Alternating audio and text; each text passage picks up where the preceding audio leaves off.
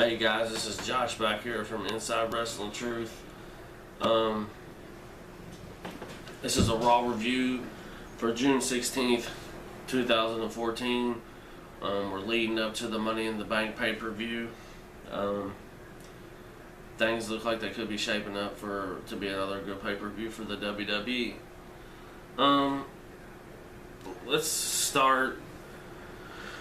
Raw comes on the air, all the wrestlers come out, they're on the ramp, standing there, then the Authority's music hits, they come out, they pretty much put down Daniel Bryan, talking about he's a B-plus player, and anybody on that stage could be our next champion, you just never know. They announced that there's going to be a battle royal for one of the two remaining spots in the Money in the Bank ladder match for the WWE World Heavyweight title. Triple H says that John Cena, Dean Ambrose, and Roman Reigns will not be in that. And he says that John Cena, since he likes to help everybody out so much, you're going to help them out tonight. And he's going to be in a stretcher match with Kane. And the winner of the John Cena-Kane stretcher match will get the final spot in the Money in the Bank tournament. Money in the Bank ladder match, excuse me. Then we go to our first match of the night. Really good match. Dolph Ziggler versus Seth Rollins. These two were wrestling their asses off. It was a really good match. Dolph Ziggler still being held down. Dolph Ziggler is a guy that I was kind of harsh on early in his career. But the more I watch him wrestle, the more I respect what he can do in the ring. And I think it's unfair to him because he spoke his mind and his opinion on things going on in the company that he has to be punished for it. Now, this match was really good.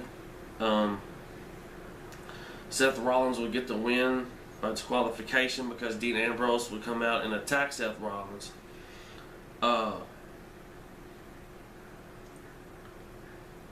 Dean Ambrose gets on the mic, cuts a killer promo like he always does.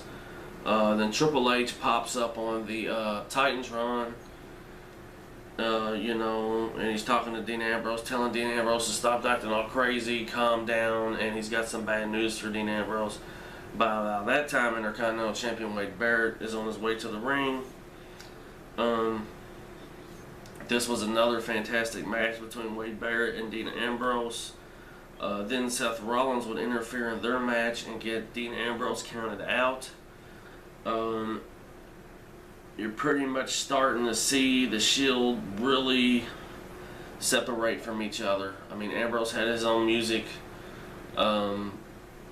It looks like you're going to have Seth Rollins versus Ambrose, and Roman Reigns will end up be the champion. Just my opinion. As much as I would like to see Bray Wyatt be the champion. Then we go to a backstage segment. Vickie Guerrero and Roman Reigns are backstage. Vickie Guerrero comes walking up to Roman Reigns with 2 cups of coffee for Triple H and Stephanie McMahon. Roman Reigns pretty much tells Vickie Guerrero, if you're going to kiss their ass, do it right. He's like, go get some Sweet and Low. So Vickie goes to get some Sweet and Low. Roman Reigns puts something in both their drinks. Vickie Guerrero comes back and they take off. Then we go to right to the Wyatts. The Wyatts come out to the ring. Bray Wyatt, sensational on the microphone. Great promo. Talking about how pretty much he has the whole world in his hands, and how the Wyatts are leaving Money in the Bank with the tag titles and the WWE titles, which I would love to see, but I know it's probably not going to happen. Then Sheamus music hits. He comes out. He's running bumping his gums a little bit. I'm not a big fan of Sheamus anymore. I like Sheamus as a heel, but as a face, it's just, I don't know, man. it seems like he's running in place when he's a good guy. You know what I'm saying? But Bray Wyatt and Sheamus have a pretty good match. The rest of the Wyatts get involved in the match, and the Usos come out to have Sheamus's back. Sheamus wins by DQ. Then you have all 6 men in the ring battling. Then they do this one cool spot where Sheamus holds down the ladder, and the Usos run up the ladder and jump off into the Wyatts, which was pretty cool. I really like this segment also, and the match. Then we go backstage again. Vicky Guerrero has the coffee. She hands Stephanie hers, and then she kind of bumps into Triple H, and he drops his so he don't drink his. So Stephanie starts drinking the coffee. You know, we know where this is going.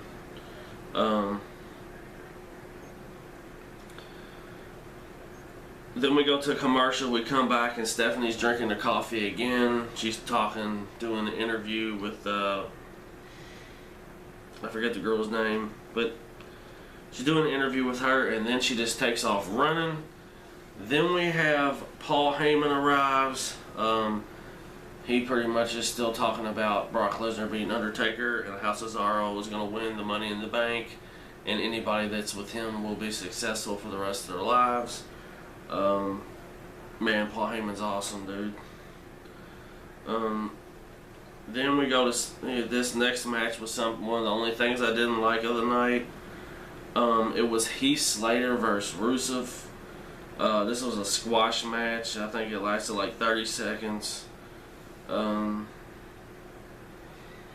This is boring to me to see him come in and squash everybody like that. But I do think he would be a good heel. I think he would be a good heel champion if the WWE wanted to go that route. That's just my opinion. Then we go backstage again. Triple H is knocking on the bathroom door. Stephanie's puking everywhere. Triple H is like, I'm going to send Vicky in to check on you. Vicky opens the door. She gets puked all in her face, all over the place.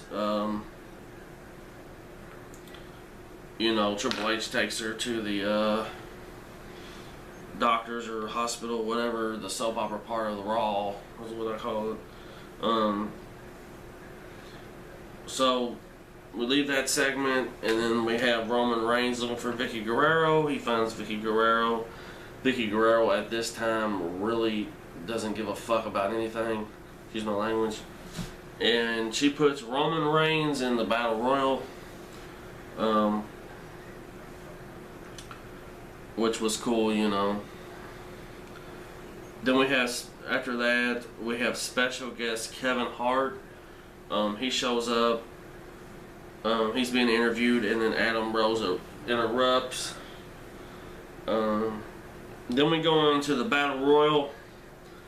The Battle Royal had a lot of average guys in it, but towards like the last 5 or 6 were really good. You had Roman Reigns, Rusev, Bo Dallas, Big E, guys like that. But Roman Reigns would win. He would get his spot in the Money in the Bank ladder match for the title.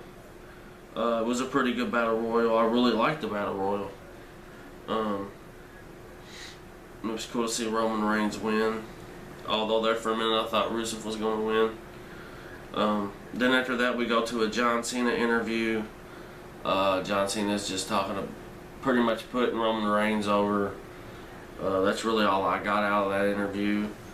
And then we go backstage to Goldust talking about his, you know, he's going to have a new partner tonight and all that.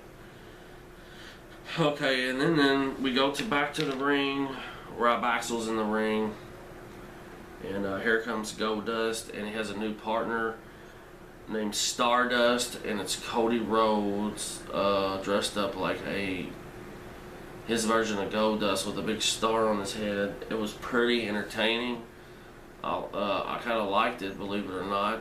I know I've seen on Facebook and Twitter a lot of people not liking it, but it could be something different, you know.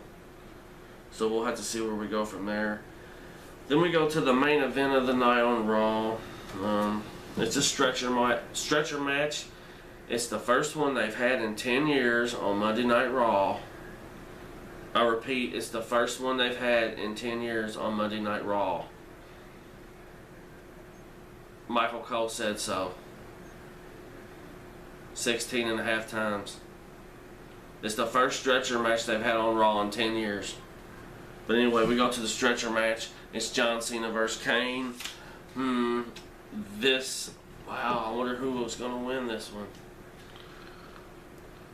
John Cena and Kane pretty much battle it out. It's a brawl. They're beating the brains out of each other. Out of the woodwork comes Randy Orton and Seth Rollins. They take a chair and some steps, I believe, to John Cena. But Ambrose shows up to save the day. It's back on one-on-one, John Cena and Kane. They're battling. John Cena actually did this one cool spot where he throws the steps over the top rope, and it nailed Kane right in the headpiece. Drilled him right in the head.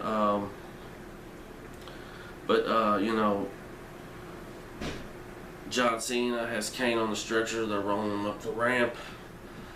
Kane gets up, makes a move, looks like he's going to put John Cena on the stretcher. Then John Cena does the attitude adjustment on the stretcher. And John Cena earns his spot for the final spot for the Money in the Bank WWE World Heavyweight title match. My thoughts and opinions on this Raw. I thought it was a lot better than last week.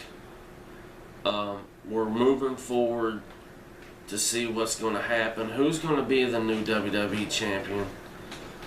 I would say either Roman Reigns or Bray Wyatt. I think Brock Lesnar will end up with it at SummerSlam. I don't really know. We'll just have to check in and see next week on Raw what's going to happen. What's coming on, what's going to happen for the weeks to come.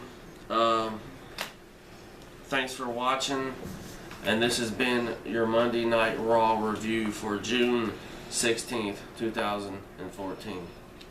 Peace.